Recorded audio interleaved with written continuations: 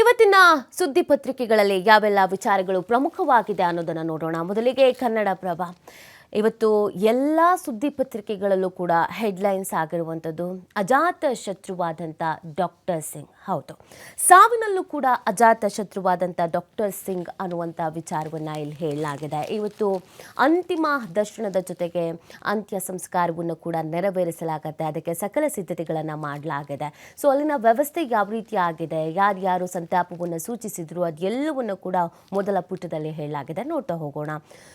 ಜಾಗತಿಕ ಭಾರತದ ಶಿಲ್ಪಿಗೆ ಪಕ್ಷಾತೀತ ಕಂಬನಿ, ದೇಶದ ಆರ್ಥಿಕತೆಗೆ ಹೊಸ ದಿಕ್ಕು ತೋರಿದ ಜೆಂಟಲ್ ಮ್ಯಾನ್ ಬಗ್ಗೆ ಗುಣಗಾನ. ಪ್ರತಿಯೊಬ್ಬರು ಕೂಡ ಹಾಡಿ ಹೊಗಳಿದ್ರು.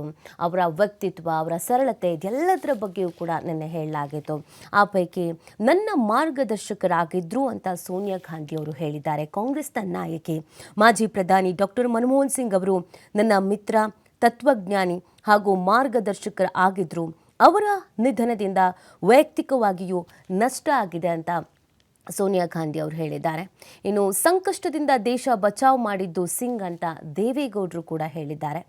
ಆಗ ಅವರನ್ನು ಟೀಕಿಸಿದ್ದೆ, ಈಗ ನೆನೆಯುತ್ತಿದ್ದೇನೆ ಅಂತ ಗದ್ಗದಿತರಾಗಿದ್ದಾರೆ. ದೇಶ ಆರ್ಥಿಕವಾಗಿ ಭೀಕರ ಪರಿಸ್ಥಿತಿಯಲ್ಲಿದ್ದಾಗ ಹಣಕಾಸು ಸಚಿವರಾಗಿ ಬಂದ ಮಾಜಿ ಪ್ರಧಾನಿ ಡಾಕ್ಟರ್ ಮನಮೋಹನ್ ಸಿಂಗ್ ಅವರು ಸಮರ್ಥವಾಗಿ ಕೆಲಸ ಮಾಡಿ ಅರ್ಥವ್ಯವಸ್ಥೆಯನ್ನು ಸರಿದಾರಿಗೆ ತಂದರು. ಆರ್ಥಿಕ ಸಂಕಷ್ಟಕ್ಕೆ ಸಿಲುಕಿದ್ದ ದೇಶವನ್ನು ಪಾರು ಮಾಡಿ ಗೌರವ ಉಳಿಸಿದ್ರು ಅಂತ JDS ವರಿಷ್ಠ HD ದೇವೇಗೌಡರ ಬಣ್ಣಿಸಿದ್ದಾರೆ. ಇನ್ನೊಂದು ಕಡೆಯಲ್ಲಿ ಪ್ರಧಾನಿ ಮೋದಿ ಅವರು ಕೂಡ ಇದಕ್ಕೆ ಸಂಬಂಧಪಟ್ಟಂತೆ ಪ್ರತಿಕ್ರಿಯೆಯನ್ನು ಕೊಟ್ಟಿದ್ದಾರೆ.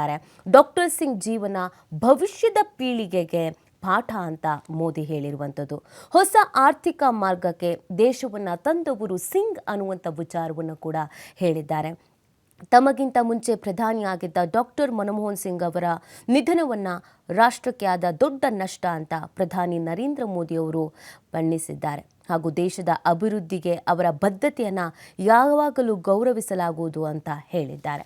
ಇನ್ನು ಅಂತ್ಯಕ್ರಿಯೆ, ಅಂತಿಮ ನಮನ, ಅಂತಿಮ ದರ್ಶನ, ಇದಕ್ಕೆ ಯಾವೆಲ್ಲ ವ್ಯವಸ್ಥೆಯನ್ನು ಮಾಡಲಾಗಿದೆ ಅನ್ನೋದನ್ನು ನೋಡೋದಾದರೆ, ದಿಲ್ಲಿಯಲ್ಲಿ ಇವತ್ತು ಬೆಳಗ್ಗೆ ಅಂತ್ಯಕ್ರಿಯೆ ನೆರವೇರುತ್ತೆ.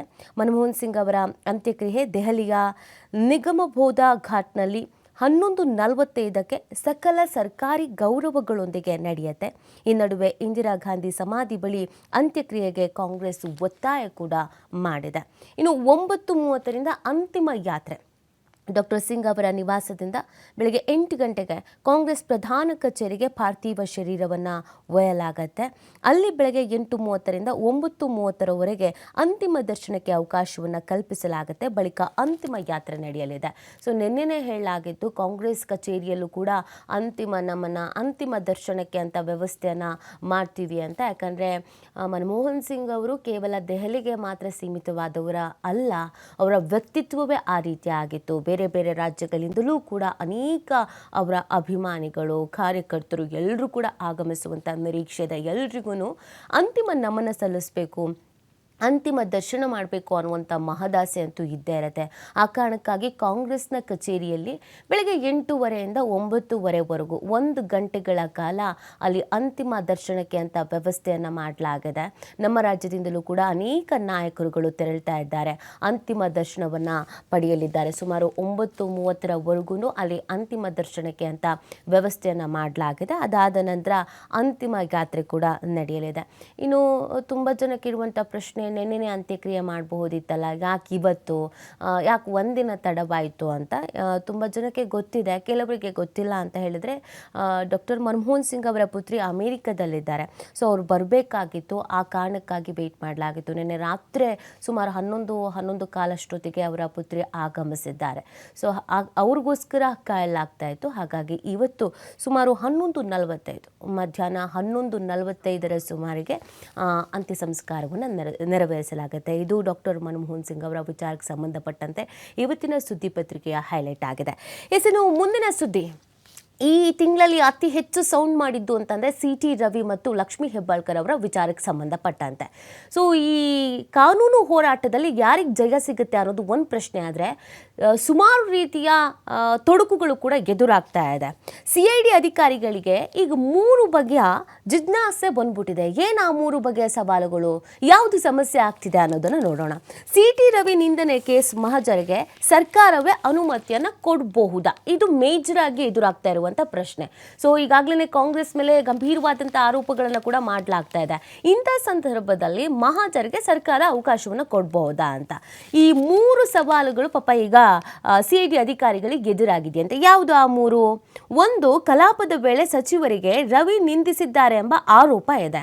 ಈ ಕೃತ್ಯ ಸದನದೊಳಗೆ ನಡೆದಿರುವ ಕಾರಣ ಸ್ಥಳ ಮಹಜರಿಗೆ ಸಭಾಪತಿ ಬಸವರಾಜ ಹೊರಟ್ಟಿ ಅವರಿಂದ ಅನುಮತಿಯನ್ನು ಪಡಿಬೇಕಾ ಅಥವಾ ಬೇಡವಾ? ಅದು ಪ್ರಶ್ನೆ. ಎರಡನೇದು, ಮೊಗಸಾಲೆಯಲ್ಲಿ ರವಿ ಮೇಲೆ ಸಚಿವರ ಬೆಂಬಲಿಗರು ಹಲ್ಲೆ ನಡೆಸಿದ ಕೇಸ್ ಕೂಡ ದಾಖಲಾಗಿದೆ. ಘಟನಾ ಸ್ಥಳ ಸ್ಪೀಕರ್ ಖಾದರ್ ವ್ಯಾಪ್ತಿಗೆ ಬರುವ ಕಾರಣ ಸ್ಥಳ ಮಹಜರಿಗೆ ಅವರಿಂದ ಅನುಮತಿ ಪಡೆಯಬೇಕೆ ಅಥವಾ ಬೇಡವೆ? ಅದು ಕೂಡ ಪ್ರಶ್ನೆ. ಇನ್ನು ಮೂರನೇದು ಏನು ಸವಾಲು ಅಂತ ಅಂದರೆ, ಕಲಾಪ ಮುಗಿದ ನಂತರ ಘಟನೆ ನಡೆದಿರುವ ಕಾರಣ ವಿಧಾನಸಭಾ ಕಟ್ಟಡದ ನಿರ್ವಹಣೆಯ ಹೊಣೆಗಾರಿಕೆ ಹೊತ್ತಿರುವ ರಾಜ್ಯ ಆಡಳಿತ ಮತ್ತು ಸಿಬ್ಬಂದಿ ಸುಧಾರಣಾ ಇಲಾಖೆ DAPRಗಿಂದ ಮಹಜರು ಅನುಮತಿಯನ್ನು ಪಡಿಬಹುದೇ? ಈ 3 ಸವಾಲುಗಳು ಎದುರಾಗ್ಬಿಟ್ಟಿದೆ. ಇದನ್ನು ಹೆಂಗೆ ದಾಟ್ಕೊಂಡು ಹೋಗ್ತಾರೆ? ಈಗ ತನಿಖೆಯನ್ನು ನಡೆಸಬೇಕು ಅಂತಂದರೆ ಈ 3 ಬಗ್ಗೆ ಫೋಕಸ್ ಮಾಡಲೇಬೇಕು. ಬಟ್ ಇದಕ್ಕೆ ಅವಕಾಶ ಸಿಗುತ್ತೆ ಸಿಗಲ್ವಾ ಅನ್ನೋದು ಪ್ರಶ್ನೆ ಆಗಿದೆ. ಇನ್ನು ಸಚಿವೆ ಲಕ್ಷ್ಮೀ ಹೆಬ್ಬಾಳ್ಕರ್ ಅವರಿಗೆ ಅವಾಚ್ಯ ಶಬ್ದ ಬಳಸಿದ ಆರೋಪ ಸಂಬಂಧ ಮೇಲ್ಮನೆ ಸದಸ್ಯ BJPಯ CT ರವಿ ವಿರುದ್ಧ ಪ್ರಕರಣ ಏನೋ ದಾಖಲಾಗಿದೆ. ಬಟ್ ಈ ತನಿಖೆಗಳನ್ನು ಹೇಗೆ ಮಾಡೋದು ಅನ್ನೋದೇ ಈಗ ಸವಾಲಾಗಿದೆ. ಸಾಕಷ್ಟು ರೀತಿಯಾದಂಥ ಗೊಂದಲಗಳಿದೆ. ಸೊ ನಾವು ಯಾವ ಆ್ಯಂಗಲಲ್ಲಿ ಹೋಗಬೇಕು, ಸರ್ಕಾರದ ಕಡೆಯಿಂದ ನಮಗೆ ಅನುಮತಿ ಸಿಗತ್ತಾ, ಸಿಕ್ಕಿದ್ರೆ ಅದು ಕರೆಕ್ಟ್ ಆಗಿದೆಯಾ, ಇದೊಂದು ರೀತಿಯಲ್ಲಿ ಶಾಸಕಾಂಗ ಕಾರ್ಯಾಂಗ ಇದರ ನಡುವೆ ಒಂದು ರೀತಿಯಾದಂಥ ಸಮಸ್ಯೆಗಳು ಸವಾಲುಗಳು ಎದುರಾಗ್ಬಿಟ್ಟಿದೆ. ಹಾಗಾಗಿ CT ರವಿ ಕೇಸ್ನಲ್ಲಿ CID ಅಧಿಕಾರಿಗಳೇ ತಲೆ ಮೇಲೆ ಕೈ ಹೊತ್ತು ಕೂರುವ ಪರಿಸ್ಥಿತಿ ಬಂದ್ಬಿಟ್ಟಿದೆ. ಏನಪ್ಪ ಮಾಡೋದು, ಹೆಂಗಪ್ಪ ತನಿಖೆ ಮಾಡೋದು ಅಂತ. ಇಷ್ಟು ಮುಂದಿನ ಸ್ಟೋರಿಯನ್ನು ನಾವು ನೋಡ್ತಾ ಹೋಗೋಣ. ಅಣ್ಣಾಮಲೈ ಚಾಟಿ ಏಟು ಚಳುವಳಿ. ತಮಗೆ ತಾವೇ 8 ಸಲ ಚಾಟಿಯಿಂದ ಹೊಡೆದುಕೊಂಡು ವಿಶಿಷ್ಟ ಪ್ರತಿಭಟನೆಯನ್ನು ಮಾಡ್ತಾ ಇದ್ದಾರೆ. ಯಾಕೆ ವಿಶಿಷ್ಟವಾದಂಥ ಪ್ರತಿಭಟನೆಯನ್ನು ಮಾಡ್ತಾ ಇದ್ದಾರೆ ಅಂಥದ್ದು ಏನಾಯಿತು? ತಮಿಳುನಾಡು BJP ಅಧ್ಯಕ್ಷ, ಕರ್ನಾಟಕದ ಮಾಜಿ IPS ಅಧಿಕಾರಿ ಕೆ ಅಣ್ಣಾಮಲೈ ಅವರು ಕೊಯಮತ್ತೂರಿನ ತಮ್ಮ ನಿವಾಸದ ಹೊರಗೆ ತಮಗೆ 8 ಸಲ ಚಾಟಿಯಿಂದ ಹೊಡೆದುಕೊಂಡು ವಿಶಿಷ್ಟ ರೀತಿಯಲ್ಲಿ ಪ್ರತಿಭಟನೆಯನ್ನು ನಡೆಸಿದ್ದಾರೆ. DMK ಅಧಿಕಾರದಿಂದ ಕೆಳಗಿಳಿಯೋವರೆಗೂ ಚಪ್ಪಲಿಯನ್ನು ಧರಿಸೋದಿಲ್ಲ ಅಂತ ಅವರು ಗುರುವಾರ ಅಷ್ಟೇ ಶಪಥ ಮಾಡಿದ್ರು. ಇದೀಗ ಚಾಟಿ ಏಟಿನಲ್ಲಿ ಬಾರಿಸ್ಕೊಂಡಿದ್ದಾರೆ 8 ಸಲ. ಅದನ್ನು ಕೂಡ ನೀವು ದೃಶ್ಯದಲ್ಲಿ ಗಮನಿಸ್ತಾ ಇದ್ದೀರಾ. ಯಾಕೆ ಈ ಪ್ರತಿಭಟನೆ? ತುಂಬ ಜನಕ್ಕೆ ಪ್ರಶ್ನೆ ಇದೆ. ಯಾಕಪ್ಪ ಈ ಪ್ರತಿಭಟನೆ ಮಾಡ್ತಾ ಇದ್ದಾರೆ ಅಣ್ಣಾಮಲೈ ಅವರು? ಇದ್ದಕ್ಕಿದ್ದ ಹಾಗೆ ಇಷ್ಟರ ಮಟ್ಟಿಗೆ ಈ ಥರದೊಂದಷ್ಟು ನಿರ್ಧಾರಗಳನ್ನು ಕೈಗೊಳ್ಳೋಕ್ಕೆ ಕಾರಣ ಏನು? ಚಪ್ಪಲಿ ಹಾಕಲ್ಲ ಅಂತ ಹೇಳಿದ್ರು. ಅದಾದಮೇಲೆ ಚಾಟಿ ಏಟು ಯಾಕೆ? ಚೆನ್ನೈನ ಅಣ್ಣಾ ವಿವಿಯಲ್ಲಿ ಡಿಸೆಂಬರ್ 3ರಂದು ವಿದ್ಯಾರ್ಥಿನಿಯೊಬ್ಬಳ ಮೇಲೆ ಅತ್ಯಾಚಾರ ನಡೆದಿತ್ತು. ಈ ಪ್ರಕರಣವನ್ನು ಪೊಲೀಸರು ಸರಿಯಾಗಿ ನಿಭಾಯಿಸ್ತಿಲ್ಲ ಅಂತ ಅಣ್ಣಾಮಲೈ ಪ್ರತಿಭಟನೆಗೆ ಇಳಿದಿದ್ದಾರೆ. ಸೂಕ್ತ ರೀತಿಯಾದಂಥ ತನಿಖೆ ಆಗಬೇಕು ಅನ್ನುವಂಥ ನಿಟ್ಟಿನಲ್ಲಿ, ಸೂಕ್ತ ರೀತಿಯಾದಂಥ ಒಂದು ತನಿಖೆ ಅನ್ನೋದು ಆಗ್ತಾ ಇಲ್ಲ ಅನ್ನುವಂಥ ನಿಟ್ಟಿನಲ್ಲಿ, ಮತ್ತು ಆ ಸಾವಿಗೆ ನ್ಯಾಯ ಸಿಗಬೇಕು ಅನ್ನುವಂಥ ನಿಟ್ಟಿನಲ್ಲಿ ಈ ಒಂದು ಪ್ರತಿಭಟನೆಯನ್ನು ಮಾಡಲಾಗ್ತಾ ಇದೆ. ಎಲ್ಲಿವರೆಗೂ ನ್ಯಾಯ ಸಿಗಲ್ವೋ ಅಲ್ಲಿವರೆಗೂ ನಾನು ಪ್ರತಿಭಟನೆಯನ್ನು ಮಾಡ್ತೀನಿ ಅಂತ ಹೇಳಿ ಪ್ರತಿಭಟನೆಯನ್ನು ಮಾಡ್ತಾ ಇದ್ದಾರೆ. ಇನ್ನು ಮುಂದಿನ ಸ್ಟೋರಿ, ಟೀ ಕುಡಿಯಲು ಕರೆದು ಗುತ್ತಿಗೆದಾರನ ಹನಿ ಟ್ರ್ಯಾಪ್ ಅನ್ನು ಮಾಡಲಾಗಿದೆ. ಇತ್ತೀಚಿನ ದಿನಗಳಲ್ಲಿ ಈ ಹನಿ ಟ್ರ್ಯಾಪ್ ಪ್ರಕರಣಗಳು ಹೆಚ್ಚಾಗ್ತಾ ಇದೆ. ಇದು ಎಲ್ಲಾಗಿರೋದು, ಏನ್ ಕತೆ ನೋಡೋಣ. ಸ್ನೇಹಿತನ ಮೂಲಕ ಪರಿಚಯ ಆಗಿದ್ದ ಮಹಿಳೆ ಮನೆಗೆ ಕರೆದೊಯ್ದು ಹಲ್ಲೆ ನಡೆಸಿ ಚಿನ್ನ ಹಣ ಕಿತ್ತ ಲೇಡಿ ಗ್ಯಾಂಗ್ ಅನ್ನ ಸೆರೆ ಹಿಡಿಯಲಾಗಿದೆ. ಸಿವಿಲ್ ಗುತ್ತಿಗೆದಾರನಿಗೆ ಟೀ ಕುಡಿಯೋಕೆ ಮನೆಗೆ ಕರೆದು ಹನಿ ಟ್ರ್ಯಾಪ್ಗೆ ಕೆಡ್ಡಾಗೆ ಕೆಡವಿ ಆ ನಂತರ ನಗದು ಹಾಗೂ ಸುಲಿಗೆಯನ್ನು ಮಾಡಿದಂಥ ಪ್ರಕರಣ ಸಂಬಂಧ 3 ಆರೋಪಿಗಳನ್ನು ಬ್ಯಾಡರಹಳ್ಳಿ ಠಾಣೆ ಪೊಲೀಸರು ಬಂಧಿಸಿದ್ದಾರೆ. ತುಂಗಾನಗರದ ಸಂತೋಷ್ 28 ವರ್ಷ, 25 ವರ್ಷದ ಅಜಯ್ ಮತ್ತು ಜಯರಾಜ್ 30 ವರ್ಷದವರು ಇವರು ಬಂಧಿತರು. ಆರೋಪಿಗಳು ಡಿಸೆಂಬರ್ 9ರಂದು ಮಾಗಡಿ ರಸ್ತೆ ತುಂಗಾನಗರದ ಮನೆಯೊಂದರಲ್ಲಿ ರಂಗನಾಥ್ 57 ವರ್ಷ ರಂಗನಾಥ್ ಅವರನ್ನು ಬೆದರಿಸಿ ನಗದು ಹಾಗೂ ಚಿನ್ನಾಭರಣವನ್ನು ಸುಲಿಗೆ ಮಾಡಿದ್ರು. ಈ ಸಂಬಂಧ ದಾಖಲಾದ ದೂರಿನ ಮೇರೆಗೆ ಪ್ರಕರಣವನ್ನು ದಾಖಲಿಸಿ 3 ಆರೋಪಿಗಳನ್ನು ಬಂಧಿಸಿದ್ದಾರೆ. ದೂರು ಕೊಟ್ಟರೆ ಮಗನ ಜೊತೆ ನಿನ್ನ ಮನೆಗೆ ಬರುವೆ ಅಂತ ಮಹಿಳೆ ಬೇರೆ ಬೆದರಿಕೆ ಹಾಕಿದ್ರಂತೆ. ಅಪರಿಚಿತರು ಪರಾರಿಯಾದ ಆಟೋವನ್ನು ನಯನ ದ್ವಿಚಕ್ರ ವಾಹನದಲ್ಲಿ ಹಿಂಬಾಲಿಸಿದ್ದಾಳೆ. ಕೆಲ ಹೊತ್ತಿನ ಬಳಿಕ ರಂಗನಾಥ್ ಮೊಬೈಲ್ಗೆ ನಯನ ಕರೆ ಮಾಡಿದಾಗ ಘಟನೆ ಸಂಬಂಧ ಪೊಲೀಸ್ ಠಾಣೆಗೆ ದೂರು ನೀಡೋಣ ಬಾ ಅಂತ ರಂಗನಾಥ್ ಅವರು ಕರೆದಿದ್ದಾರೆ. ಪೊಲೀಸರಿಗೆ ದೂರು ನೀಡಿದರೆ ನನ್ನ ಮಗನನ್ನು ನಿನ್ನ ಮನೆಗೆ ಕರೆತಂದು ನನಗೂ ನಿನಗೂ ಸಂಬಂಧ ಇದೆ ಅಂತ ಹೇಳ್ತೀನಿ ಅಂತ ನಯನ ಹೆದರಿಸಿದ್ದಾಳೆ. ಇದರಿಂದ ಭಯಗೊಂಡ ರಂಗನಾಥ್ ಮನೆಗೆ ತೆರಳಿದ್ದಾರೆ. ಬಳಿಕ ವಕೀಲರೊಂದಿಗೆ ಚರ್ಚಿಸಿ ಬ್ಯಾಡರಹಳ್ಳಿ ಪೊಲೀಸ್ ಠಾಣೆಗೆ ದೂರನ್ನು ನೀಡಿದ್ದಾರೆ. ಬೇಕಂತ ನೀಟಾಗಿ ಪ್ಲಾನ್ ಮಾಡ್ಕೊಂಡಿದ್ದಾರೆ, ಹನಿ ಟ್ರ್ಯಾಪ್ ಮಾಡಿದ್ದಾರೆ. ಎಷ್ಟು ಆಗುತ್ತೋ ಅಷ್ಟು ದುಡ್ಡು ಮತ್ತು ಬಂಗಾರವನ್ನು ಕಿತ್ಕೊಂಡಿದ್ದಾರೆ. ಇನ್ನು ಮುಂದಿನ ಸುದ್ದಿ ಏನು ಅಂತ ನೋಡೋದಾದರೆ, ದೈಹಿಕ ಸಂಪರ್ಕಕ್ಕೆ ಸಹಕರಿಸುವಂತೆ ಕಿರುತೆರೆಯ ನಟಿಗೆ ಬ್ಲ್ಯಾಕ್ ಮೇಲ್. ನಟ ಚರಿತ್ ಜೈಲು ಪಾಲಾಗಿರುವಂಥ ಘಟನೆ ನಡೆದಿದೆ.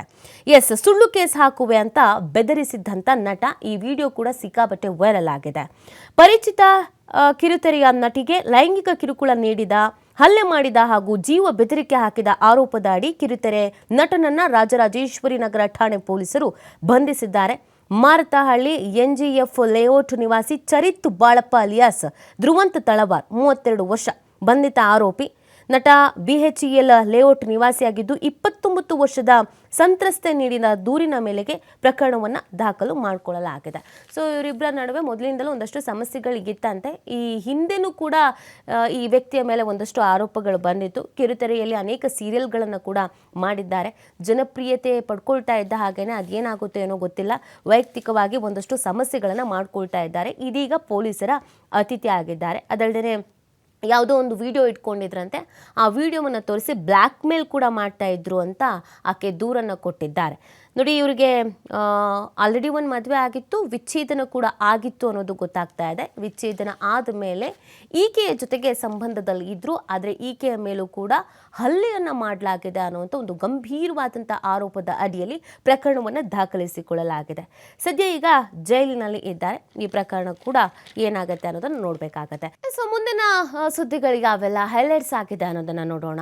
ತಲೆ ತಿರುಗಿ ಬೀಳುತ್ತಿದ್ದವನಿಗೆ ಹೈಕೋರ್ಟ್ನಿಂದ ಪೆರೋಲನ್ನು ಕೊಡಲಾಗಿದೆ. ಏನಿದು ತಲೆ ತಿರುಗಿ ಬೀಳ್ತಿದ್ದಂಥವರಿಗೆ ಪೆರೋಲ್? ಇದ್ಯಾವುದಿದು ವಿಶಿಷ್ಟವಾದಂಥ ಪ್ರಕರಣ ಅನ್ನೋದನ್ನು ನೋಡೋದಾದರೆ ನೋಡಿ, ಜೈಲಿನಲ್ಲಿ ನಡೆದಾಡುವಾಗ ತಲೆ ತಿರುಗಿ ಬೀಳುತ್ತಿದ್ದ, ಸ್ನಾನ ಮಾಡುವಾಗ ಪ್ರಜ್ಞಾಹೀನನಾಗ್ತಾ ಇದ್ದ ಮತ್ತು ಶಿಥಿಲಾವಸ್ಥೆಗೆ ತಲುಪಿರುವ ಮನೆಯನ್ನ ಸರ್ಕಾರದಿಂದ ಮಂಜೂರಾಗಿರುವ ಅನುದಾನದಿಂದ ದುರಸ್ತಿ ಮಾಡಿಸುವ ಕಾರಣಕ್ಕಾಗಿ ಕೊಲೆ ಪ್ರಕರಣದಲ್ಲಿ ಜೀವಾವಧಿ ಶಿಕ್ಷೆಗೆ ಒಳಗಾಗಿರುವ 3 ಪೆರೋಲ್ ನೀಡುವ ಮೂಲಕ ಹೈಕೋರ್ಟ್ ಮಾನವೀಯತೆಯನ್ನು ಮೆರೆದಿದೆ. ಮಾನವೀಯತೆಯ ಆಧಾರದ ಮೇಲೆ ಪೆರೋಲನ್ನು ನೀಡಲಾಗಿದೆ. ಪೆರೋಲನ್ನು ನೀಡುವಂತೆ ಕೋರಿ ಈ 3 ಕುಟುಂಬ ಸದಸ್ಯರು ಸಲ್ಲಿಸಿದಂಥ ಪ್ರತ್ಯೇಕ ಅರ್ಜಿಗಳನ್ನು ಪುರಸ್ಕರಿಸಿದಂಥ ಹೈಕೋರ್ಟ್ ಈ ಆದೇಶವನ್ನು ಮಾಡಿದೆ. ಪೆರೋಲ್ ಮೇಲೆ ಬಿಡುಗಡೆಯಾದ ಅಪರಾಧಿಗಳು ಮರಳಿ ಜೈಲಿಗೆ ಹಿಂದಿರುಗುವುದನ್ನು ಖಾತರಿಪಡಿಸಿಕೊಳ್ಳೋಕೆ ಜೈಲು ಅಧೀಕ್ಷಕರು ಅಗತ್ಯ ಷರತ್ತುಗಳನ್ನು ವಿಧಿಸಬೇಕು. ಅಪರಾಧಿಗಳು ಪ್ರತಿ ವಾರ ಸ್ಥಳೀಯ ಪೊಲೀಸ್ ಠಾಣೆಗೆ ಹಾಜರಾಗಿ ಸಹಿ ಹಾಕಬೇಕು ಅಂತೆಲ್ಲ ಒಂದಷ್ಟು ರೀತಿಯಾದಂಥ ಷರತ್ತುಗಳನ್ನು ವಿಧಿಸಿ ಅವರಿಗೆ ಪೆರೋಲ್ ಮೇಲೆ ಕಳಿಸಲಾಗಿದೆ. ಸ್ನಾನ ಮಾಡುವಾಗ ಪ್ರಜ್ಞಾಹೀನರಾಗ್ತಾ ಇದ್ರಂತೆ. ಶಿವಮೊಗ್ಗದ ಮುಮ್ತಾಜ್ ಅವರು ಹೈಕೋರ್ಟ್ಗೆ ಅರ್ಜಿಯನ್ನು ಸಲ್ಲಿಸಿದ್ರು. ಒಂದಷ್ಟು ಆರೋಗ್ಯ ಸಮಸ್ಯೆಯೂ ಇತ್ತು. ಆ ಹಿನ್ನೆಲೆಯಲ್ಲಿ ಮಾನವೀಯತೆಯ ದೃಷ್ಟಿಯಿಂದ ಅವರಿಗೆ ಪೆರೋಲನ್ನು ಕೊಡಲಾಗಿದೆ. ಬಟ್ ಒಂದಷ್ಟು ಷರತ್ತುಗಳು ಕೂಡ ಇದೆ. ಹತ್ತಿರದ ಪೊಲೀಸ್ ಸ್ಟೇಷನ್ಗೆ ಹೋಗಬೇಕು, ಸಹಿ ಹಾಕಬೇಕು, ಈ ಥರದ್ದೆಲ್ಲವನ್ನು ಕೂಡ ಹೇಳಿರುವಂಥದ್ದು. ಇನ್ನು ಮುಂದಿನ ಸ್ಟೋರಿ ಯಾವುದಿದೆ ಅಂತ ನೋಡ್ತಾ ಹೋಗೋಣ. ಯಾಕಂದರೆ ಸಾಕಷ್ಟು ರೀತಿಯಾದಂಥ ನ್ಯೂಸ್ಗಳಿಗಿದೆ. ರಾಜ್ಯದಲ್ಲಿ ಒಂದು ದಿನದಲ್ಲಿ ಯಾವೆಲ್ಲ ಬೆಳವಣಿಗೆಗಳಾಗಿದೆ ಅನ್ನೋದನ್ನು ಕೂಡ ನಾವಿಲ್ಲಿ ಗಮನಿಸಬೇಕಾಗತ್ತೆ. ನೋಡಿ, ಬಾಂಗ್ಲಾದಲ್ಲಿ ಕ್ರಿಶ್ಚಿಯನ್ನರ 19 ಮನೆಗಳಿಗೆ ಬೆಂಕಿ. ಇದು ಬಾಂಗ್ಲಾದೇಶದಲ್ಲಿ ಶೇಖ್ ಹಸೀನಾ ಸರ್ಕಾರ ಪತನದ ಬಳಿಕ ಅಲ್ಪಸಂಖ್ಯಾತರ ಮೇಲಿನ ದಾಳಿ ಹೆಚ್ಚಾಗ್ತಾನೇ ಇದೆ. ಹಿಂದೂಗಳು ಹಾಗೂ ಹಿಂದೂ ದೇವಾಲಯಗಳ ಮೇಲಿನ ದಾಳಿಯ ಬಳಿಕ ಇದೀಗ ಚಿತ್ತಗಾಂಗ್ ಪ್ರದೇಶದಲ್ಲಿ ಕ್ರಿಸ್ಮಸ್ ಸಂಭ್ರಮಾಚರಣೆಯ ವೇಳೆ ಕ್ರಿಶ್ಚಿಯನ್ ಸಮುದಾಯದವರ 19 ಮನೆಗಳಿಗೆ ಬೆಂಕಿಯನ್ನು ಹಚ್ಚಲಾಗಿದೆ. ಕ್ರಿಸ್ಮಸ್ ಇತ್ತು, ಎಲ್ಲ ಸಂಭ್ರಮದಲ್ಲಿದ್ದರು, ಖುಷಿಯಲ್ಲಿ ಇದ್ದರು. ಈ ಸಂದರ್ಭದಲ್ಲಿ ಬೇಕು ಅಂತಾನೆ 19 ಮನೆಗಳಿಗೆ ಬೆಂಕಿಯನ್ನು ಹಚ್ಚುವಂಥ ಕೆಲಸವನ್ನು ಮಾಡಲಾಗಿದೆ. ಇದು ಬಂದರ್ಬನ್ ಜಿಲ್ಲೆಯ ನೋಟೂನ್ ತೊಂಗ್ಚಹಿರಿ ತ್ರಿಪುರಾಪುರ ಪ್ರದೇಶದಲ್ಲಿ ಒಂದು ಘಟನೆ ನಡೆದಿದ್ದು 17 ಮನೆಗಳು ಸಂಪೂರ್ಣವಾಗಿ ಭಸ್ಮವಾಗಿ ಹೋಗಿದೆ ಅನ್ನೋದ್ರ ಬಗ್ಗೆ ಮಾಹಿತಿ ಸಿಗ್ತಾ ಇದೆ.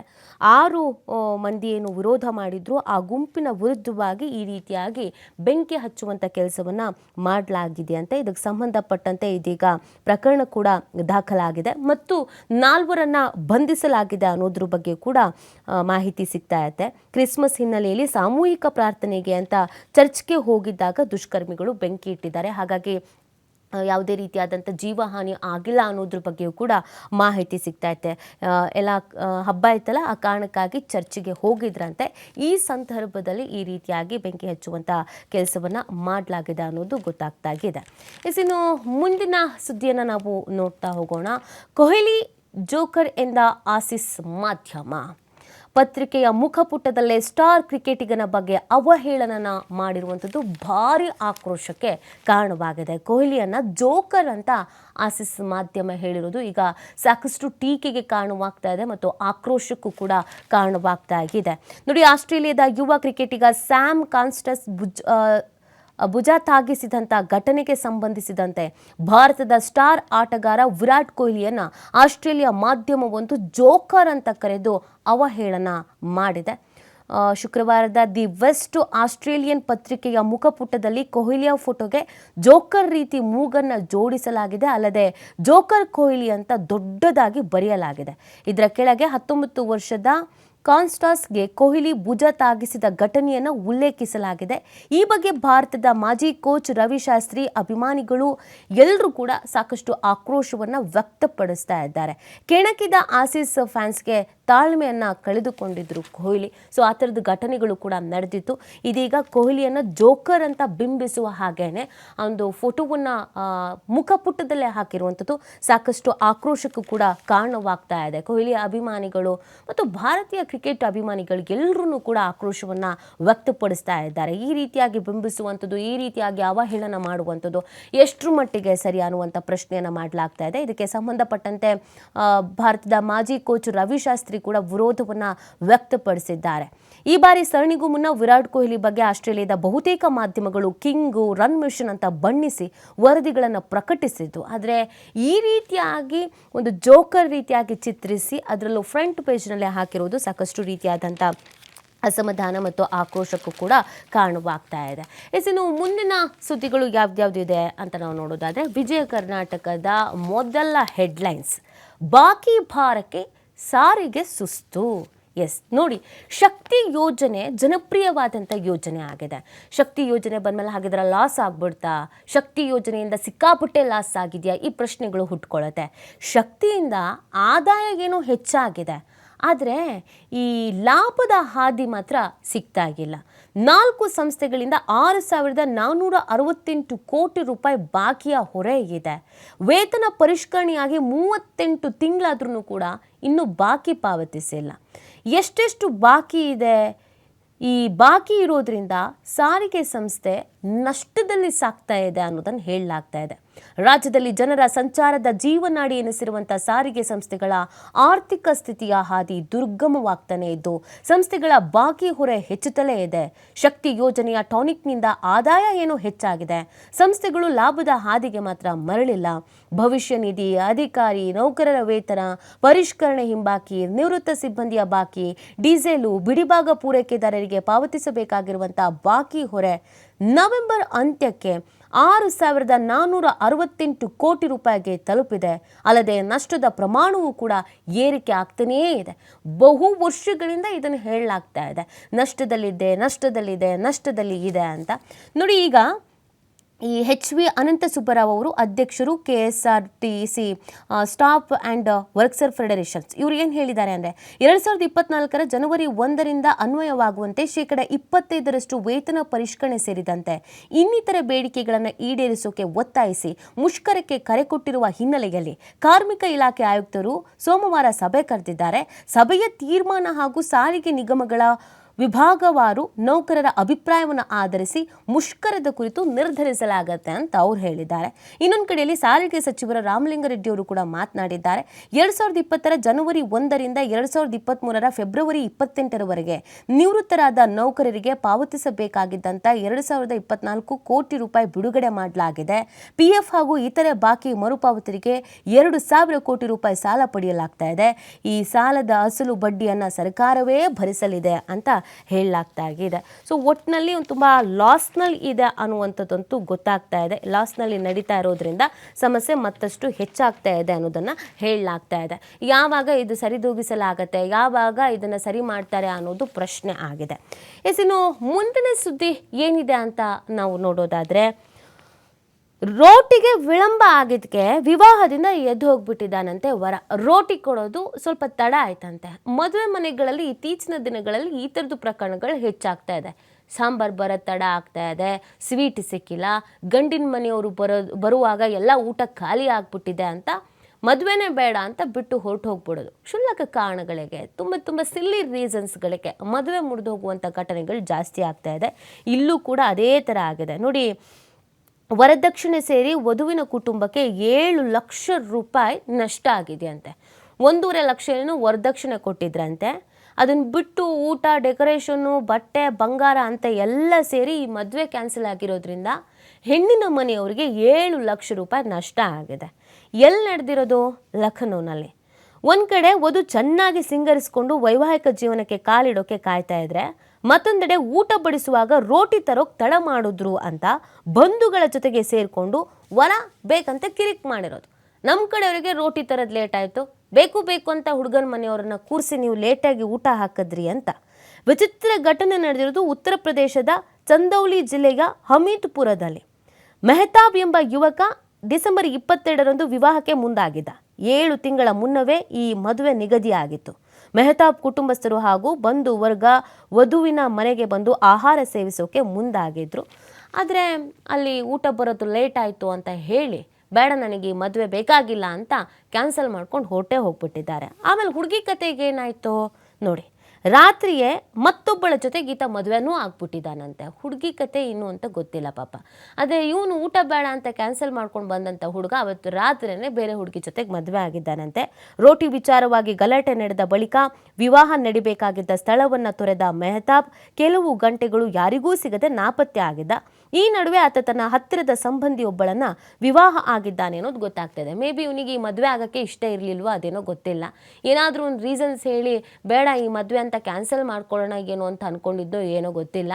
ಈ ಗಲಾಟೆ ಎಲ್ಲ ಆಗಿ ಇಲ್ಲಿಂದ ಹೊರಟು ಹೋದ್ಮೇಲೆ ಸ್ವಲ್ಪ ಹೊತ್ತು ಯಾರ ಕಣ್ಣಿಗೂ ಕಾಣಿಸ್ಕೊಂಡಿಲ್ಲ, ಎಲ್ಲಿದ್ದಾನೆ ಏನು ಅಂತ ಗೊತ್ತಾಗಿಲ್ಲ. ಅದಾದ್ಮೇಲೆ ಸ್ವಲ್ಪ ಹೊತ್ತು ಬಿಟ್ಟು ನೋಡಿದ್ರೆ ಅವ್ರ ಸಂಬಂಧಿಕರೇ ಅಂತೆ ಅವ್ರ ಜೊತೆಗೆ ಮದುವೆ ಆಗಿದ್ದಾರೆ ನೋಡಿ. ಈಗ ಈ ಮದುವೆಗೆ ಅಂತ 7 ಲಕ್ಷ ಖರ್ಚು ಮಾಡಿಕೊಂಡು 1.5 ಲಕ್ಷ ವರದಕ್ಷಿಣೆ ಕೊಡ್ಕೊಂಡು ಕೂತಿದ್ರಲ್ಲ, ಅವ್ರ ಕತೆಗೆ ಏನಾಗತ್ತೆ ಅನ್ನೋದನ್ನು ನೋಡಬೇಕಾಗತ್ತೆ. ಇಲ್ಲಿ ಪಾಪ ನೋಡಿ ಎಷ್ಟೆಲ್ಲ ಖರ್ಚು ಮಾಡಿರ್ತಾರೆ, ಎಷ್ಟೋ ದಿನಗಳಿಂದ ಕಾಯ್ಕೊಂಡು ಕೂತಿರ್ತಾರೆ ಮದುವೆ ಅಂತ. ಯಾವುದೋ ಒಂದು ರೋಟಿ ಬರೋದು ಲೇಟ್ ಆಯಿತು ಅಂತ ಮದುವೆನೇ ಬೇಡ ಅಂತ ಹೋಗಿ ಇನ್ನೊಂದು ಸ್ವಲ್ಪ ಹೊತ್ತು ಬಿಟ್ಟು ಹುಡುಗ ಏನೋ ಮದುವೆ ಆದ. ಇನ್ನು ಹುಡುಗಿಗೆ ಹುಡುಗ ಸಿಗಬೇಕು ಅಂದರೆ ಎಷ್ಟು ದಿನಗಳು ಬೇಕಾಗುತ್ತೋ, ಎಷ್ಟು ನೋವು ಅನುಭವಿಸ್ತಾರೋ, ಆ ಸಾಲ ಭರಿಸೋಕ್ಕೆ ಎಷ್ಟು ದಿನಗಳು ಬೇಕಾಗುತ್ತೋ. ಈ ಥರ ಕ್ಷುಲ್ಲಕ ಕಾರಣಕ್ಕೆ ಮದುವೆ ನಿಲ್ಲಿಸ್ಕೊಳ್ಳೋರ ವಿರುದ್ಧ ಕ್ರಮಗಳಾಗಬೇಕು, ಕಠಿಣ ಕ್ರಮಗಳು ಆಗಬೇಕು. ಇನ್ನು ಮುಂದಿನ ಸುದ್ದಿ ಯಾವುದು ಅಂತ, ಎಲ್ರೂ ನ್ಯೂ ಇಯರ್ ಬರ್ತಾ ಇದೆ, ಹೊಸ ವರ್ಷದ ಸಂಭ್ರಮಾಚರಣೆಯ ಖುಷಿಯಲ್ಲಿದ್ದಾರೆ, ಹೊಸ ವರ್ಷವನ್ನು ವೆಲ್ಕಮ್ ಮಾಡಿಕೊಳ್ಳುವಂಥ ಖುಷಿಯಲ್ಲಿದ್ದಾರೆ. ಇದೇ ಸಂದರ್ಭದಲ್ಲಿ ಈಗ ಹೊಸ ವರ್ಷದ ಮುನ್ನಾ ದಿನ ರೈಲು ಸೇವೆ ಕೂಡ ವಿಸ್ತರಣೆ ಆಗ್ತಾ ಇದೆ ಅನ್ನುವಂಥ ಒಂದು ಖುಷಿಯ ವಿಚಾರ. ಕಳೆದ ಬಾರಿಯೂ ಕೂಡ ಇದೇ ರೀತಿಯಾಗಿ ಎಕ್ಸ್ಟೆಂಡ್ ಮಾಡಲಾಗಿತ್ತು. ಹೌದು, ಹೊಸ ವರ್ಷದ ಮುನ್ನಾ ದಿನ ಅಂದರೆ ಡಿಸೆಂಬರ್ 31ಕ್ಕೆ ನಮ್ಮ ಮೆಟ್ರೋ ಸೇವೆಯನ್ನು ರಾತ್ರಿ 2 ಗಂಟೆವರೆಗೂ ವಿಸ್ತರಿಸಲಾಗತ್ತೆ ಅನ್ನೋದ್ರ ಬಗ್ಗೆ ಬೆಂಗಳೂರು ಮೆಟ್ರೋ ರೈಲು ನಿಗಮ ನಿಯಮಿತ ತಿಳಿಸಿದೆ. ನೇರಳೆ ಮತ್ತು ಹಸಿರು ಮಾರ್ಗಗಳಲ್ಲಿ ಮೆಟ್ರೋ ರೈಲು ಸೇವೆಯನ್ನು ರಾತ್ರಿ 11 ಗಂಟೆ ಬದಲಿಗೆ ಮುಂಜಾನೆ 2 ಗಂಟೆವರೆಗೂ ವಿಸ್ತರಿಸಲಾಗುತ್ತೆ. ವಿಸ್ತೃತ ಸೇವಾ ಅವಧಿಯಲ್ಲಿ ಪ್ರತಿ 10 ನಿಮಿಷಗಳ ಮಧ್ಯಂತರದಲ್ಲಿ ರೈಲುಗಳು ಕಾರ್ಯವನ್ನು ನಿರ್ವಹಿಸಲಿದೆ ಅನ್ನೋದನ್ನು ಹೇಳಿದ್ದಾರೆ. ಸೊ ಇಲ್ಲಿವರೆಗೂ 11 ಗಂಟೆವರೆಗೂ ಇರ್ತಿತ್ತು, 11 ಗಂಟೆವರೆಗೂ ನಾವು ಮೆಟ್ರೋದಲ್ಲಿ ಓಡಾಡೋದಕ್ಕೆ ಅವಕಾಶ ಇರ್ತಿತ್ತು. ಆದರೆ ಈಗ ನ್ಯೂ ಇಯರ್ ಇರೋದಲ್ಲ, 31st ಅಂತ ಹೇಳಿದ್ರೆ ಬೆಂಗಳೂರಿನಲ್ಲಂತೂ ಸಿಕ್ಕಾಬಟ್ಟೆ ಮೋಜು ಮಸ್ತಿ, MG ರೋಡು ಇಲ್ಲೆಲ್ಲ ಹೋಗೋಕೆ ಆಗಲ್ಲ ಅಷ್ಟರ ಮಟ್ಟಿಗೆ. ಕೆಲವರು ಕ್ಯಾಬ್ ಎಲ್ಲ ಬುಕ್ ಮಾಡ್ಕೊಂಡು ಹೋಗ್ತಾ ಇರ್ತಾರೆ. ಇನ್ನು ಓನ್ ವೆಹಿಕಲ್ಸ್ ಅಂತ ಎಲ್ಲ ಹೇಳಿದರೆ ರಿಸ್ಕು ಆಗುತ್ತೆ, ಡ್ರಿಂಕ್ ಆ್ಯಂಡ್ ಡ್ರೈವ್ ಕೇಸಸ್ಗಳು ಜಾಸ್ತಿ ಆಗಿರುತ್ತೆ. ಸೊ ಆ ಕಾರಣಕ್ಕಾಗಿ ಮೆಟ್ರೋ ಸೇವೆಯನ್ನು 2 ಗಂಟೆವರೆಗೂ, ಮಧ್ಯರಾತ್ರಿ 2 ಗಂಟೆವರೆಗೂ ಅವಕಾಶ ಇರುತ್ತೆ. ಎಲ್ಲಿಂದ ಎಲ್ಲಿಗೆ ಬೇಕಾದರೂ ಓಡಾಡ್ಬೋದು. ಪ್ರತಿ 10 ನಿಮಿಷಕ್ಕೂ ಮೆಟ್ರೋ ಟ್ರೈನ್ಗಳು ಬರುತ್ತೆ ಅನ್ನೋದು ಗೊತ್ತಾಗ್ತಾ ಇದೆ. ಇನ್ನು ಪ್ರಮುಖವಾಗಿ ನಾವು ನೋಡೋದಾದರೆ ನೋಡಿ, ನಾಡಪ್ರಭು ಕೆಂಪೇಗೌಡ ಮೆಟ್ರೋ ನಿಲ್ದಾಣ ಮುಂಜಾನೆ 2:40 ಗಂಟೆಗೆ ತಲುಪುತ್ತೆ. ಅಂದರೆ ನೀವು 2 ಗಂಟೆಗೆ ನೀವು ಮಾಧವರ ಇಲ್ಲಿಂದ ಎಲ್ಲನೂ ಹೊರಟ್ರೆ ಅಥವಾ MG ರೋಡ್ ಇಲ್ಲಿಂದ ಎಲ್ಲಾದರೂ ಹೊರಟ್ರೆ 2:40 ಅಲ್ಲಿಗೆ ಹತ್ತತ್ರ 3 ಗಂಟೆವರೆಗೂ ಮೆಟ್ರೋ ಸೇವೆ ಇರುತ್ತೆ. ಅಯ್ಯೋ ರಾತ್ರಿ ನಾವು ಹೊರಗಡೆ ಹೋಗಬೇಕಾಗಿತ್ತು, ಪಾರ್ಟಿ ಮಾಡಬೇಕಾಗಿತ್ತು, ಈಗ ನೋಡಿದ್ರೆ ಹೆಂಗಪ್ಪ ಹೋಗೋದು, ಕ್ಯಾಬ್ಗಳೆಲ್ಲ 1 to ಡಬಲ್ ಚಾರ್ಜ್ಗಳನ್ನ ಹೇಳ್ತಾರೆ, ಏನು ಮಾಡೋದು ಅಂತ ಏನಾದರೂ ಅಂದ್ಕೊಂಡಿದ್ರೆ ನಿಮಗೆ ಅಂತ ಈ ಅವಕಾಶವನ್ನು ಮಾಡಿಕೊಡಲಾಗಿದೆ. ಮಧ್ಯರಾತ್ರಿ 2 ಗಂಟೆವರೆಗೂ ಮೆಟ್ರೋ ಸೇವೆ ನಿಮಗೋಸ್ಕರ ಇರುತ್ತೆ. ಆರಾಮಾಗಿ ಹೋಗ್ಬೋದು, ಎಂಜಾಯ್ ಮಾಡ್ಬೋದು, ಮೆಟ್ರೋದಲ್ಲಿ ಬರ್ಬೋದು. ಆಕ್ಸಿಡೆಂಟ್ ಕೇಸಸ್ಗಳು ಕೂಡ ಕಮ್ಮಿ ಆಗುತ್ತೆ. ಯಾಕಂದರೆ 31ನೇ ತಾರೀಕೇನೋ ಪಾರ್ಟಿ ಮಾಡಿರ್ತಾರೆ. ನೆಕ್ಸ್ಟ್ ಡೇ 1ನೇ ತಾರೀಕು ಬೆಳಗ್ಗೆ ನಾವು ದಿನಪತ್ರಿಕೆಯನ್ನು ಅಥವಾ ನ್ಯೂಸನ್ನು ನೋಡಿದಾಗ ನಮಗೆ ಮೇನ್ಲಿ ಕಾಣೋದೇನು ಹೇಳಿ, ಆಕ್ಸಿಡೆಂಟ್ ಡ್ರಿಂಕ್ ಆ್ಯಂಡ್ ಡ್ರೈವ್ ಕೇಸಸ್ಗಳು ಜಾಸ್ತಿ ಆಗಿದೆ ಅಂತ. ಸೊ ಆ ರಿಸ್ಕೇ ಬೇಡ ಅನ್ನುವಂಥ ಕಾರಣಕ್ಕಾಗಿ ಈ ಥರದ್ದೊಂದು ನಿರ್ಧಾರವನ್ನು ಕೈಗೊಳ್ಳಲಾಗಿದೆ. ಇದರ ಉಪಯೋಗವನ್ನು ಪಡ್ಕೊಳ್ಬಹುದು. ಇನ್ನು ಮುಂದಿನ ಸುದ್ದಿ, ಮೆಟ್ರೋ 3ನೇ ಹಂತದ ಭೂಸ್ವಾಧೀನ ಆರಂಭ ಆಗಿದೆ. ಜೆಪಿ ನಗರದ 4ನೇ ಹಂತದಿಂದ ಮೈಸೂರು ರಸ್ತೆವರೆಗೆ ಭೂಸ್ವಾಧೀನಕ್ಕೆ ಚಾಲನೆಯನ್ನು ನೀಡಲಾಗಿದೆ. ಕಾರಿಡಾರ್ 1ಕ್ಕೆ ಇದೀಗ ಸುಮಾರು ರೀತಿಯಾದಂಥ ವ್ಯವಸ್ಥೆಯನ್ನು ಕೂಡ ಮಾಡಿಕೊಳ್ಳಲಾಗಿದೆ. ನಮ್ಮ ಮೆಟ್ರೋ 3ನೇ ಹಂತದ ಯೋಜನೆ ನಿರ್ಮಾಣಕ್ಕೆ ಬೇಕಾದಂಥ ಅಗತ್ಯ ಭೂಸ್ವಾಧೀನ ಪ್ರಕ್ರಿಯೆಯನ್ನು ಬೆಂಗಳೂರು ಮೆಟ್ರೋ ರೈಲು ನಿಗಮ ನಿಯಮಿತ BMRCL ಆರಂಭಿಸಿದೆ. ಆರಂಭದಲ್ಲಿ ಜೆಪಿ ನಗರದ 4ನೇ ಹಂತದಿಂದ ಮೈಸೂರು ರಸ್ತೆ ಮೆಟ್ರೋ ನಿಲ್ದಾಣದವರೆಗೂ ಕೂಡ ಈ ಒಂದು ವಿಸ್ತರಣೆ ಆಗುತ್ತೆ. ಇದು 3ನೇ ಹಂತದ ಬಗ್ಗೆ ಇರುವಂಥ ಮಾಹಿತಿ ಆಗಿದೆ. ಈಗಾಗಲೇ ಮಣ್ಣು ಪರೀಕ್ಷೆ ಇದನ್ನೆಲ್ಲ ಮಾಡಲಾಗಿದೆಯಂತೆ. ಸೆಕಾನ್ ಪ್ರೈವೇಟ್ ಲಿಮಿಟೆಡ್ ನಮ್ಮ ಮೆಟ್ರೋ 3ನೇ ಹಂತದ ಮಾಗಡಿ ರಸ್ತೆಯಲ್ಲಿ ಜಿಯೋ ಟೆಕ್ನಿಕಲ್ ಇನ್ವೆಸ್ಟಿಗೇಷನ್ ಕೆಲಸ ಆರಂಭಿಸಿದೆ. ಇದು 2 ಹಂತದಲ್ಲಿ ಮಣ್ಣಿನ ಅಧ್ಯಯನ ನಡೆಸ್ತಾ ಇದೆ. ಮೊದಲ ಹಂತದಲ್ಲಿ ಮೈಸೂರು ರಸ್ತೆ ನಿಲ್ದಾಣದಿಂದ ಕಂಠೀರವ ಸ್ಟುಡಿಯೋ ನಿಲ್ದಾಣದವರೆಗೂ, ಅದರ ಜೊತೆಗೆ 2ನೇ ಹಂತದಲ್ಲಿ ಹೊಸಹಳ್ಳಿ ನಿಲ್ದಾಣದಿಂದ ಸುಂಕದಕಟ್ಟೆ ಡಿಪೋ ಸೇರಿದಂತೆ ಕಡಬಗೆರೆ ನಿಲ್ದಾಣದವರೆಗೆ 2.85 ಕೋಟಿ ರೂಪಾಯಿ ವೆಚ್ಚದಲ್ಲಿ ಮಣ್ಣಿನ ಪರೀಕ್ಷೆಯನ್ನು ಮಾಡ್ತಾ ಇದೆ. ಇನ್ನುಳಿದ 2 ಹಂತದಲ್ಲಿ ಮರ್ಟಲ್ ಪ್ರಾಜೆಕ್ಟ್ ಮತ್ತು consultancy private limited Kanteerava studio ನಿಲ್ದಾಣದಿಂದ ಕೆಂಪಾಪುರ ನಿಲ್ದಾಣದವರೆಗೆ ಹಾಗೂ ಮಂಗಳಂ ಸಲಹಾ ಸೇವೆಗಳು ಕಂಪನಿ ಜೆಪಿ ನಗರ 4ನೇ ಹಂತದಿಂದ ಮೈಸೂರು ರಸ್ತೆ ನಿಲ್ದಾಣದವರೆಗೆ ಮಣ್ಣಿನ ರಚನೆಯ ಬಗ್ಗೆ ಅಧ್ಯಯನವನ್ನು ನಡೆಸಲಿದೆ. 5 ತಿಂಗಳು ಒಳಗೆ ಮಣ್ಣಿನ ಪರೀಕ್ಷೆ ಕಾರ್ಯ ಮುಗಿಸುವಂತೆ ಷರತ್ತನ್ನು ಕೂಡ ಹಾಕಲಾಗಿದೆ ಅನ್ನೋದು ಗೊತ್ತಾಗ್ತಾ ಇದೆ. ನಮ್ಮ ಮೆಟ್ರೋ 3ನೇ ಹಂತದ ಕೆಲಸ ಕಾರ್ಯಗಳು ಯಾವಾಗ ಪ್ರಾರಂಭ ಆಗುತ್ತೆ, ಇನ್ನು ಎಷ್ಟು ದಿನಗಳ ಕಾಲ ಕಾಯಬೇಕಾಗತ್ತೆ ಅಂತೆಲ್ಲ ಯೋಚನೆ ಮಾಡ್ತಿದ್ದವರಿಗೆ ಆಲ್ರೆಡಿ ಕಾರ್ಯಗಳು ಪ್ರಾರಂಭ ಆಗಿದೆ ಅನ್ನುವಂಥದ್ದು ಗೊತ್ತಾಗ್ತಾ ಇದೆ. ಇದು ಒಂದು ಕಡೆಯಲ್ಲಿ ಗುಡ್ ನ್ಯೂಸ್ ಆಗಿದೆ. ಮೆಟ್ರೋ ಬಂತು ಅಂತಂದರೆ ಈ ಟ್ರಾಫಿಕ್ ಕಿರಿಕಿರಿ ಇದೆಲ್ಲ ಕಮ್ಮಿ ಆಗುತ್ತೆ. ಜೊತೆಗೆ ಟೈಮ್ ಕೂಡ ಸೇವಿಂಗ್ ಆಗೋದ್ರಿಂದ ಎಲ್ಲ ಕಡೆಯಲ್ಲೂ ಮೆಟ್ರೋ ಬರಲಿ ಅನ್ನೋದು ಮಹದಾಸೆ ಆಗಿದೆ. ಸೊ ಇನ್ನು ಮುಂದಿನ ಸುದ್ದಿಯನ್ನು ನಾವು ನೋಡೋದಾದರೆ, ಚುರುಕು ಮುಟ್ಟದ ವೈಟ್ ಟ್ಯಾಪಿಂಗ್ ಕಾಮಗಾರಿ. ರಸ್ತೆಯ ಗೆಲ್ಲೆಂದರಲ್ಲಿ ಮಣ್ಣಿನ ರಾಶಿ, ಕುಂಠಿತ ಸಾಗಿದ ಕಾಮಗಾರಿ, ಪಾದಾಚಾರಿಗಳು ಸವಾರರಿಗೂ ಕೂಡ ಒಂದು ರೀತಿಯಾದಂಥ ಸಂಕಷ್ಟ. ಹೌದು, ಎಲ್ಲಿ ನೋಡಿದ್ರೂ ಗುಂಡಿ, ಎಲ್ಲಿ ನೋಡಿದ್ರೂ ಮಣ್ಣು. ಆಗಬೇಕಾಗಿರುವಂಥ ಕೆಲಸ ಆಗ್ತಾ ಇಲ್ಲ, ಕಾಮಗಾರಿಗಳು ನಡೀತಾ ಇಲ್ಲ. ಇದು ಇರುವಂಥ ಒಂದು ಗಂಭೀರವಾದಂಥ ಆರೋಪ. ಎಲ್ಲೆಲ್ಲಿ ಕಾಮಗಾರಿ ಆಗ್ತಿದೆ, ಎಲ್ಲೆಲ್ಲಿ ಈ ಥರದೊಂದು ಪರಿಸ್ಥಿತಿ ಇದೆ. ಕಮರ್ಷಿಯಲ್ ಸ್ಟ್ರೀಟ್ಗೆ ಸಂಪರ್ಕ ಕಲ್ಪಿಸುವಂಥ ಮೇನ್ ಗಾರ್ಡ್ ರಸ್ತೆಯಲ್ಲಿ ವೈಟ್ ಟ್ಯಾಪಿಂಗ್ ಮತ್ತು ಕೊಳವೆ ಮಾರ್ಗದ ಕಾಮಗಾರಿಗಾಗಿ ಉತ್ತಮವಾಗಿದ್ದ ರಸ್ತೆಯನ್ನೇ ಅಗೆದು ರಸ್ತೆಯಲ್ಲಿ ಮಣ್ಣು ಹಾಕಲಾಗಿದೆ. ಮತ್ತಿಕೆರೆ, ಚಾಮರಾಜಪೇಟೆಯ ವಿವಿಧ ಪ್ರದೇಶಗಳಲ್ಲಿ ಹಲವು ಒಳ ಮುಖ್ಯ ರಸ್ತೆಗಳನ್ನು ಅಗೆಯಲಾಗಿದ್ದು ಕಾಮಗಾರಿಗಳು ತೆವಳುತ್ತಾ ಸಾಗಿದೆ. ಕಳೆದ 4 ತಿಂಗಳಿಂದ ಸಮಸ್ಯೆ ತೀವ್ರಗೊಂಡಿದ್ದು ವ್ಯಾಪಾರಸ್ಥರು, ವಾಹನ ಸವಾರರು ಸಂಕಷ್ಟಕ್ಕೆ ಮುಂದಾಗ್ತಾ ಇದ್ದಾರೆ. ಎಲ್ಲಿ ನೋಡಿದ್ರು ಗುಂಡಿ, ವೈಟ್ ಟ್ಯಾಪಿಂಗ್ ಇಲ್ಲ, ಎಲ್ಲಿ ಬೇಕೋ ಅಲ್ಲಿ ಅಗ್ದಿದ್ದಾರೆ, ಎಲ್ಲಿ ಬೇಕೋ ಅಲ್ಲಿ ಮಣ್ಣು ಹಾಗೇ ಬಿಟ್ಟಿದ್ದಾರೆ. ಸೊ ಇದರಿಂದ ಸಾಕಷ್ಟು ರೀತಿಯಾದಂಥ ಸಮಸ್ಯೆ ಆಗ್ತಾ ಇದೆ. ಯಾರಿಗೆಲ್ಲ ಸಮಸ್ಯೆ ಆಗ್ತಿದೆ? ಕನ್ನಡ ಸಾಹಿತ್ಯ ಪರಿಷತ್ತಿನಲ್ಲಿ ಪ್ರತಿನಿತ್ಯ ಒಂದಿಲ್ಲೊಂದು ಕಾರ್ಯಕ್ರಮ ನಡೀತಾ ಇದೆ. ಇಲ್ಲಿಗೆ ಬರುವ ಜನರು ದಿನನಿತ್ಯ ಕಿರಿಕಿರಿ ಅನುಭವಿಸ್ತಾ ಇದ್ದಾರೆ. ವಿವಿಪುರಂ ಪೊಲೀಸ್ ಠಾಣೆ, ಸಂಸ್ಕೃತ ವಿಶ್ವವಿದ್ಯಾಲಯ, ಸರ್ಕಾರಿ ಕಾಲೇಜು, ಕರ್ನಾಟಕ ರಾಜ್ಯ ಸಹಕಾರ ಗ್ರಾಹಕರ ಮಹಾಮಂಡಳ, ಸಂಸ್ಕೃತ ಸಂಜೆ ಕಾಲೋನಿ, ಹೀಗೆ ಅನೇಕ ಕಡೆಗಳಲ್ಲಿ ಸಮಸ್ಯೆಗಳನ್ನು ಎದುರಿಸ್ತಾ ಇದ್ದಾರೆ. ಆದಷ್ಟು ಬೇಗ ಇದನ್ನೆಲ್ಲ ಸರಿಪಡಿಸಿ ಅಂತ ಹೇಳಿದ್ದಕ್ಕೆ ಲೋಕೇಶ್ ಎಂ, ಮುಖ್ಯ ಇಂಜಿನಿಯರ್ ಹೇಳಿದ್ದಾರೆ. ಕಾಮಗಾರಿ ಆರಂಭಿಸಿ ನಂತರ ತಾಂತ್ರಿಕ ಸಮಸ್ಯೆ ಉಂಟಾಗಿತ್ತು. ಸದ್ಯ ಆ ಸಮಸ್ಯೆ ಬಗೆಹರಿದಿದ್ದು ಇನ್ನು 45 ದಿನಗಳಲ್ಲಿ ಕಾಮಗಾರಿಯನ್ನು ಪೂರ್ಣಗೊಳಿಸ್ಕೊಡ್ತೀವಿ ಅಂತ ಅವರು ಭರವಸೆಯನ್ನು ಕೂಡ ಕೊಟ್ಟಿದ್ದಾರೆ. ನೋಡಿ, ಇದಿಷ್ಟು ಇವತ್ತಿನ ಪ್ರಮುಖವಾದಂತಹ ಹೈಲೈಟ್ಸ್ ಆಗಿತ್ತು. ಇದಾಗಿತ್ತು ಇವತ್ತಿನ ವಿಶೇಷ. ನೋಡ್ತಾ ಇರಿ TV5, ಇದು ವಾಸ್ತವದ ಪ್ರತಿರೂಪ.